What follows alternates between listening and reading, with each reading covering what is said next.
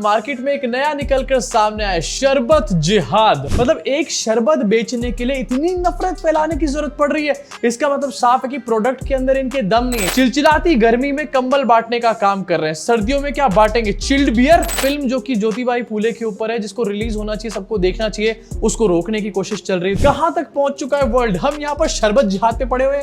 जोमैटो और स्विगी जिहाद के बाद मार्केट में एक नया निकलकर सामने आया शरबत जिहाद, और ये कोई और नहीं बल्कि बाबा रामदेव लेकर के आए हैं। जरा सुनिए इनको। प्रहार, जहर। दूसरी तरफ शरबत के नाम पर एक कंपनी है जो शरबत तो देती है, लेकिन वो शरबत से जो पैसा मिलता है उससे मदरसे और मस्जिदें बनवाती है। ठीक है, उनका मजहब है, लेकिन आप यदि वो शरबत पिएंगे तो मस्जिद और मदरसे बनेंगे। और पतंजलि का गुलाब का शरबत पीते हैं आप, ये शरबत पिएंगे आप तो गुरुकुल बनेंगे, आचार्य कुलम बनेगा, पतंजलि विश्वविद्यालय, भारतीय शिक्षा बोर्ड आगे बढ़ेगा। इसलिए मैं कहता हूँ ये शरबत जिहाद भी, जैसे लव जिहाद, वोट जिहाद चल रहा है ना, ऐसे शरबत जिहाद भी चल रहा है। तो लो, आपको इस शरबत जिहाद से बचाना है तो सब तक ये लव जिहाद और वोट जिहाद की तरह यहां पर शरबत जिहाद चल रहा है। मतलब एक शरबत बेचने के लिए इतनी नफरत फैलाने की जरूरत पड़ रही है। इसका मतलब साफ है कि प्रोडक्ट के अंदर इनके दम नहीं है। इनफैक्ट इनके बाकी के प्रोडक्ट उठाकर भी देख लो, किसी के भी अंदर दम नहीं है। मार्केट में कुत्ता भी इनके प्रोडक्ट इस टाइम पर नहीं खरीद रहा है। अलग अलग जगहों पर इन्होंने शोरूम्स खोले थे, लेकिन वो सारे के सारे इस टाइम पर बंद होने की कगार पर आ चुके हैं। इसीलिए यहां पर बाबा जी बात कर रहे हैं शरबत जिहाद के बारे में। इसी साथ बाबा ये भी कह रहे हैं कि अगर उस ब्रांड का शरबत खरीदोगे तो मदरसे बनेंगे, मस्जिदें बनेंगी, और अगर हमारे ब्रांड का शरबत खरीदोगे तो यहाँ पर गुरुकुल बनेंगे, आचार्य कुलम बनेंगे। कुछ भी नहीं बनेगा। अगर इनके ब्रांड का शरबत खरीदोगे ना तो आप ही बनोगे और कोई नहीं बनने वाला यहाँ पे। जहां पर ऐसी बातें बोलने के लिए हमारे देश में लॉज है, और ऐसी बातें बोलने के बाद कार्रवाई होती है, लोगों को जेल हो जाती है, लेकिन ऐसे ऐसे बड़े बाबा टर्न पूंजीपति, इनके ऊपर कोई भी एक्शन यहाँ पर नहीं होता। अपने प्रोडक्ट को बेचने के लिए समाज को डिवाइड करते रहते हैं, लेकिन इनके ऊपर एक भी एक्शन यहाँ पर नहीं लिया जाता। और अगर गलती से एक्शन ले भी लिया इनके ऊपर, चलो बाय चांस, तो भैया इनके हाथ में पूरा का पूरा सिस्टम है। 2 दिन के अंदर सारी की सारी एफआईआर खत्म करवा देंगे बाबा। इनको ये बात पता है, इसलिए ये इस तरीके की बातें यहाँ पर प्रोडक्ट को बेचने के लिए कर रहे हैं। यूजुअली बिजनेसेस जो है इस तरीके की बातों से दूर रहते हैं कि यार धर्म से दूर रहो, या फिर कई बार पॉलिटिक्स से भी दूर रहते हैं, लेकिन ये बाबा जी जो है वो रूह अफ़ज़ा बेचने के लिए खुल्लम खुल्ला यहाँ पर शरबत जिहाद के बारे में बातें कर रहे हैं। शरबत जिहाद, जरा सोचो, पूरी दुनिया जब इसके बारे में सुनेगी कि इंडिया में शरबत जिहाद के बारे में बातें हो रही हैं, तो क्या सोचेंगे हमारे बारे में? ये है विश्व गुरु। और अगर इसी लॉजिक के हिसाब से चला जाए तो बाबा जी बोल रहे हैं कि हमदर्द रूह अफ़ज़ा बेच करके मस्जिद बनाता है, मदरसे बनाता है। मतलब पेप्सी और कोक बेच करके यहाँ पर चर्चेस बनाए जा रहे हैं। और अगर ऐसा हो रहा है तो आखिरकार देश की सरकार क्या कर रही है? 56 इंच वाला हिंदू हृदय सम्राट क्या कर रहा है आखिरकार? और कितनी बड़ी हिपोक्रेसी है। 4 दिन पहले ये लोग ये दिखा रहे थे कि मोदी जी वक्फ अमेंडमेंट बिल लेकर जो आ रहे हैं, इससे मुसलमानों का फायदा होने वाला है। देश के मुसलमान जो है कितने ज्यादा खुश हैं, जश्न का माहौल है यार यहाँ पे, तुम नेगेटिविटी क्यों फैला रहे हो? उसके बाद कट्टू इस तरीके से टारगेट किया जा रहा है इस्लाम को, और ये कहा जा रहा है कि हमदर्द रूह अफ़ज़ा बेच करके मदरसे बनाने का काम करती है। अबे डिसाइड कर लो, तुम मुसलमानों का फायदा करना चाहते हो, मुसलमानों को गालियां देना चाहते हो? ये लोग खुद ही क्लियर नहीं है। अब जहां पर बाबा इस तरीके की बातें कर रहे हैं, और ये काफी ज्यादा सैड है, अपने आप को धर्म गुरु, योग गुरु वगैरह वगैरह पता नहीं क्या बुलाते हैं। दूसरी तरफ इनसे कोई सवाल नहीं पूछ रहा है, मीडिया में सवाल नहीं पूछ रहा है, इनके ऊपर कोई कार्रवाई नहीं हो रही है। तीसरी तरफ सबसे बुरा मुझे तब लगेगा जब इनकी इन बातों में आकर के लोग इनका शरबत खरीदने का काम करेंगे। हालांकि इनके शरबतों से आपको 10 लग जाए अगले दिन, लेकिन फिर भी इनकी ऐसी बातों को सुनने के बाद कुछ चोमू ऐसे हमारे देश के अंदर जो इस शरबत को खरीदेंगे। अब चाहे रूह अफ़ज़ा हो या बाबा का शरबत, मेरी राय में आप दोनों ही यहाँ पर मत खरीदना। दोनों बहुत ज्यादा मीठे होते हैं, और इन दोनों से आपकी इंसुलिन बहुत ज्यादा स्पाइक हो सकती है, आपके अंदर मोटापे की प्रॉब्लम्स हो सकती हैं। अगर आप ऑलरेडी पहले से मोटे हो तो ये आपको और ज्यादा प्रॉब्लम देने वाला है। डायबिटीज का भी पूरी तरीके से अंबार बन जाता है बन करके आगे चल के। तो मेरे हिसाब से दोनों ही शरबत यहाँ पर मत पीना। लेकिन प्लीज, अगर आपको शरबत नहीं पीना है, या फिर अगर किसी का शरबत पसंद नहीं है, तो यहाँ पर शरबत जिहाद के बारे में बातें मत करो भाई। अबे ऐसे बनेगा डेवलप्ड इंडिया? शरबत जिहाद। वैसे आपको याद दिलाना चाहता हूं, बाबा ने एक बार ये भी कहा था कि पेट्रोल 35 रुपए लीटर हो जाएगा अगर मोदी जी सरकार में आ जाएंगे। अब बाबा की बातों में कितनी सच्चाइयां हैं, उस वाली बात से आपको समझ लेना चाहिए। अप्रैल शुरू हो चुका और गर्मियों का सीजन आ चुका है, लेकिन इस बार ये देखने को मिल रहा है कि अप्रैल के शुरुआत में इतनी गर्मी है, ऐसा लग रहा है कि अप्रैल नहीं मानो जून या फिर जुलाई स्टार्ट हो चुका हो। नॉर्थ इंडिया में ऑलरेडी एक हीट वेव देखने को मिल रही है। 41 डिग्री टेम्परेचर था कल दिल्ली के अंदर।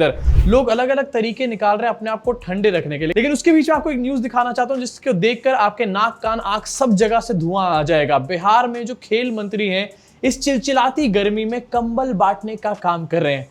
अबे गर्मी में कंबल कौन बांटता है यार। बेगूसराय में जो तापमान है 40 डिग्री पहुंच चुका है। इस भीषण गर्मी में बिहार के खेल मंत्री सुरेंद्र मेहता ने गरीबों के बीच कंबल बांटने का काम किया। 700 से ज्यादा लोगों को यहाँ पर कंबल बांटने का काम किया गया है। कोई बंदा पैसे से ठीक ठाक है तो क्या वो इतनी गर्मी में कंबल लेने जाएगा? डेफिनेटली नहीं जाने वाला। अब ये कॉमेडी सिर्फ यहीं पर खत्म नहीं होती। कंबल तो यहाँ पर बांटे गए और आपने वीडियो के अंदर क्लियरली देख भी लिया, लेकिन जब इन मंत्री जी से इसको लेकर के सवाल पूछा गया, जब वीडियो वायरल हो गई, तो मंत्री जी का जो जवाब था वो काफी ज्यादा इनोवेटिव टाइप का था। मंत्री जी ने कहा कि ये तो कंबल वगैरह है ही नहीं, मैंने तो यहाँ पर चादरें बांटने का काम किया है। एक तो 40 डिग्री की गर्मी में मोटे मोटे कंबल बांट दिए, उसके बाद उन कंबलों को पतली चादर बोलने का काम किया जा रहा है। अबे बहाना तो ढूंढ कर सोच करके ले आया करो यार। अब वैसे बिहार में काफी अतरंगी चीजें हो रही हैं आजकल। अब जैसे ये कंबल वाला पूरा कांड देखा गया, इससे थोड़े दिन पहले हमने देखा कि बिहार में क्लॉक टावर बनाया गया है। ये क्लॉक टावर, इसकी फोटो जरा आपको दिखाना चाहता हूं आपकी स्क्रीन के ऊपर। ये है क्लॉक टावर। अबे क्लॉक टावर है या फिर ऐसा लग रहा है किसी पिलर के ऊपर किसी ने कमरा बना दिया, यहाँ पर उसको क्लॉक टावर बोला जा रहा है। अब इस क्लॉक टावर की खासियत आपको बताना चाहता हूं, एक एक करके गिनवाता हूं। सबसे पहली खासियत यहाँ पर यह है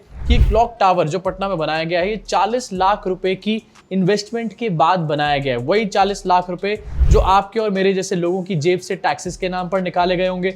उसके बाद ऐसा क्लॉक टावर बनाया गया है जिसको देखने के बाद आपको यकीनन उल्टी आ जाएगी यहाँ पे। एंड ये क्लॉक टावर बनाने से पहले क्या क्या प्रोमिसेस किए गए थे, आपको एक फोटो दिखाना चाहता हूँ। A grand clock tower will be built in Bihar Sharif, it will add beauty to the city. ऐसा कुछ क्लॉक टावर दिखाया गया था। अबे अमेरिका लंदन की फोटो चुरा ली गया यहाँ पर, लेकिन उसके बाद बनाया क्या गया ये। अब चलो ये क्लॉक टावर बनाया गया, 40 लाख में बनाया गया। क्लॉक टावर के नाम पे ये धब्बा है, पता नहीं अजीब से दिखने वाला कमरा है, ओयो रूम बना दिया शायद टांड पे चढ़ के। लेकिन उसकी बड़ी न्यूज एक और निकल कर सामने आती है कि ये 24 घंटे बाद चलना बंद हो गया भैया। मतलब अगले कई सालों तक लोगों को ये नमूनापन देखने को मिलता रहेगा चौराहे के ऊपर क्लॉक टावर के नाम पे। एंड ये हो सकता है चले भी ना कई सालों तक। 40 लाख रुपए में इन्होंने कमरा बनाया है खंबे के ऊपर जाकर के, और वो कमरा ठीक से काम भी नहीं वहां पर कर रहा है। अबे 40 लाख रुपए किस चीज में लगाए हैं तुमने? अब आप लोग खुद समझदार हो, कैलकुलेशन कर करके देख लो। इन्होंने यहाँ पर एक पिलर बनाया है, उसके ऊपर एक कमरा बना दिया और घड़ी ऐसी लगाई है जो चल के नहीं दे रही है, शायद चाइना से इन्होंने मंगवाई होगी। इसमें ज्यादा से ज्यादा कितना खर्चा आ जाएगा? 5 लाख रुपए, 10-20 लाख रुपए खर्चा आ जाएगा। 40 लाख रुपए खर्चे गए हैं इस भद्दे क्लॉक टावर को बनाने के लिए। All thanks to Nitish Kumar की सरकार। बिहार में फिर से बाहर नीतीश कुमार की सरकार, ये नारा दिया गया था, ये है बाहर। अब बिहार की तो काफी बात हो चुकी है और ये वीडियो आप एंड तक देखना, क्योंकि जहां पर हमारे देश में ये सब नमूनापंती चल रही है, जो भी और आगे दिखाने वाला हूं आपको, आखिरकार पूरा वर्ल्ड इस टाइम पर कहां पर पहुंच चुका है। शर्म आ जाएगी आप लोगों को देखकर कि हम लोग आखिरकार कितने पिछड़ चुके हैं इस टाइम पर। अगली न्यूज आपकी स्क्रीन पर दिखाना चाहता हूं। ज्योतिबाई फूले के ऊपर एक फिल्म बनकर कल रिलीज होने वाली थी, लेकिन अब पता चला है कि इस फिल्म को डिले कर दिया गया है। एंड इस फिल्म के अंदर बहुत सारे कट बताए गए हैं सेंसरशिप बोर्ड के द्वारा। क्यों? क्योंकि यहां पर बहुत सारी ब्राह्मण ऑर्गेनाइजेशंस थी जो इस फिल्म को अपोज करने का काम कर रही थी। ब्राह्मण ऑर्गेनाइजेशन एक फिल्म को अपोज करने का काम कर रही हैं। ये ठीक वैसे ही जैसे कि गरीबों के बारे में बात हो तो अमीर लोग उसको लेकर के प्रोटेस्ट करना शुरू कर दें। अबे ब्राह्मण कब से ऑप्रेस्ड हो गए हमारी सोसाइटी के अंदर, जो वो लोग प्रोटेस्ट कर रहे हैं यहाँ पे। अभी फिल्म जो है ज्योतिबाई फूले के ऊपर 11 अप्रैल को रिलीज होने वाली थी, और इसमें ये कहा गया कुछ यहाँ पर संगठनों के द्वारा कि इसमें वन साइडेड पोर्ट्रेयल किया गया है। अगर स्पेसिफिकली यहाँ पर बात करी जाए तो आनंद दवे हैं जिन्होंने पॉइंट आउट किया है कि भैया बहुत सारी प्रॉब्लम है इस ट्रेलर के अंदर, यहाँ पर गलत चीजों को, कास्टिज्म को प्रमोट किया जा रहा है, इसलिए आनंद दवे को काफी ज्यादा बुरा लगा है। वन साइडेड स्टोरी लाइन उनको ऐसा लग रहा है। फिल्म अभी रिलीज नहीं हुई है, लेकिन इन भाई साहब को वन साइडेड स्टोरी लाइन पहले ही नजर आ चुकी है। अब इस पूरे कांड के बाद यहाँ पर सेंसरशिप बोर्ड भी सामने आया और उन्होंने यहाँ पर कट्स की एक मांग करी है, लेकिन ये कट्स इतने सारे हैं और इस तरीके के कट्स हैं कि फिल्म का जो एक्चुअल मोटिव है, एक्चुअल पर्पस है, वही खत्म हो जाएगा अगर ये सारे कट्स यहाँ पर लगा दिए इन लोगों ने। तो आपके स्क्रीन के ऊपर ये 12 कट्स की पूरी लिस्ट है, और ये जो पार्ट्स है इनको अगर हटा दिया गया तो डिस्क्रिमिनेशन जिसकी फाइट करी थी यहाँ पर ज्योतिबा फूले ने, वो पूरी यहाँ पर रिमूव हो जाएगी। अगर यहाँ पर पूरी डिस्क्रिमिनेशन के पार्ट को रिमूव कर दिया तो उनकी फाइट को रिमूव कर दिया जाएगा, और फाइट को रिमूव कर दिया जाएगा तो फिल्म दिखा क्यों रहे हो भाई? आखिरकार सेंसरशिप बोर्ड वाले ये क्यों नहीं कहते थे कि फिल्म दिखाओ ही मत आप अपनी? अब इसको लेकर के जो फिल्म मेकर्स हैं वो छगन भुजबल के पास भी गए हैं, जो कि एनसीपी के एक नेता हैं और फॉर्मर मिनिस्टर हैं महाराष्ट्र के। एंड छगन भुजबल ने क्या बोला है, ये कहा है कि this is a film based on the life of Mahatma Phule. It seems that director and the rest of the group have put in a lot of hard work, hence this film should be seen by all. Mahatma is a great work not only in the country but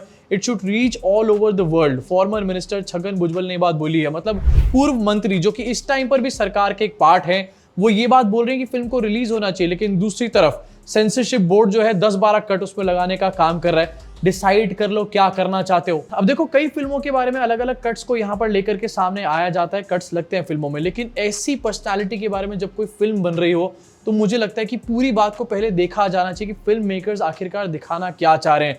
ये कोई मेरे हिसाब से propaganda movie नहीं है, क्योंकि इतने लो की एक्टर्स को यहाँ पर लिया गया है। ये अच्छे एक्टर्स हैं, लेकिन इनको बहुत बड़े सुपरस्टार्स यहाँ पर नहीं लिए गए, विच क्लियरली शोज कि यहाँ पर इनके पास कोई ना कोई अच्छी कहानी है सुनाने के लिए, तभी इन्होंने अच्छे एक्टर्स को लिया है, सिंपल एक्टर्स को लिया है और एक फिल्म बनाने का काम किया है। यहाँ पर कोई विक्की कौशल, रणबीर कपूर को नहीं लिया जा रहा। और अगर इन फ्यूचर इस फिल्म की स्टोरी लाइन में कोई प्रॉब्लम होती भी है तो इस फिल्म को देखने के बाद ये चीज पता चलेगी ना, पहले से ही कैसे ये बात डिसाइड हो सकती है कि फिल्म की स्टोरी लाइन में प्रॉब्लम है। वैसे इन ब्राह्मण ऑर्गेनाइजेशन से पूछना चाहता हूं कि यार ये जो दलित लोग हैं इनको कई हजारों सालों तक दबाया गया एंड काफी सारे ब्राह्मण्स ने दबाने का यहाँ पर काम किया है। अगर ये प्रोटेस्ट करें किसी चीज में तो समझ में आता है, लेकिन आखिरकार ब्राह्मण्स किस बात का प्रोटेस्ट कर रहे हैं यहाँ पर? कौन सी बदनामी का डर सता रहा है इनको? अब देखो हमारे देश में क्या क्या चीजें चल रही हैं। एक फिल्म जो कि ज्योतिबाई फूले के ऊपर है, जिसको रिलीज होना चाहिए, सबको देखना चाहिए, उसको रोकने की कोशिश चल रही है। दूसरी तरफ एक बाबा यहाँ पर बात कर रहे हैं शरबत जिहाद के बारे में, लेकिन वर्ल्ड पता है कहां तक पहुंच चुका है। आपने सुना होगा यहाँ पर कि कोई चीज एक्सटिंक्ट हो जाती है, लेकिन इस टाइम पर एक कंपनी ऐसी है जिसने वर्ल्ड में एक चीज को डी एक्सटिंक्ट करा है। डी एक्सटिंक्ट का मतलब आप समझ रहे हो क्या है? डी एक्सटिंक्ट का मतलब होता है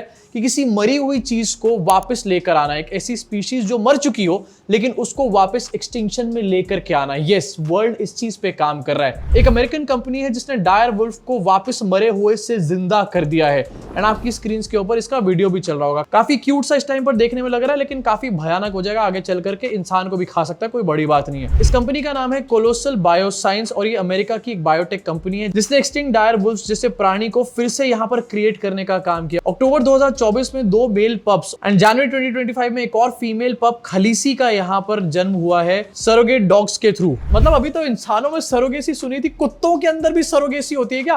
कहां तक पहुंच चुका है वर्ल्ड? हम यहाँ पर शरबत जिहाद पे पड़े हुए हैं। अभी पप्स जो हैं actually genetically modified grey Wolves हैं, जिनमें डायर वुल्फ के कुछ फीचर्स यानी कि बड़ा साइज और सफेद कोट जैसी चीजें यहाँ पर इनके अंदर डाली गई हैं। मतलब कोई क्रीचर उनके अंदर चीजें यहाँ पर डाली जा रही हैं।